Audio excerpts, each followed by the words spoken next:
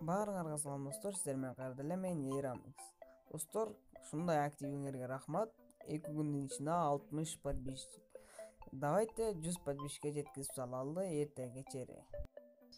Видеонун темасын алыстабайлы. Видеонун темасы хайлайт тарткан топ 5 кыргыз ютуберлер деген видео. Видео аябай кызыктуу болду. Видеону акырын көрүңүздөр. Видеого лайк басып каналга катталышты унутпаңыздар. Анда эмесе мен видеону баштай берейин. 5-чи орун. Биздин топ 5-чи орунубузду ээлеген ал Skyera. Силер тааныган ооба Skyof'тун лидери. Азыркы учурда анын каналында 1,5 миң подписчик бар, бирок ал 4 айдан бери видео чыгара элек. 4-чү орун. Биздин топ 4-чү орунубузду ээлеген ютубер бул KGPro24 деген ютубер. Азыркы учурда анын каналында 2300 подписчик бар. Бул да Sky Kızılflight'ын игрогу.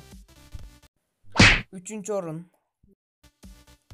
Биздин топ 3-чү орунубузду алган ютубер бул Skychika деген ютубер. Азыркы учурда анын каналында 2300 подписчик бар. Силер билгендей эле ал Sky Kızılflight'ын офицери.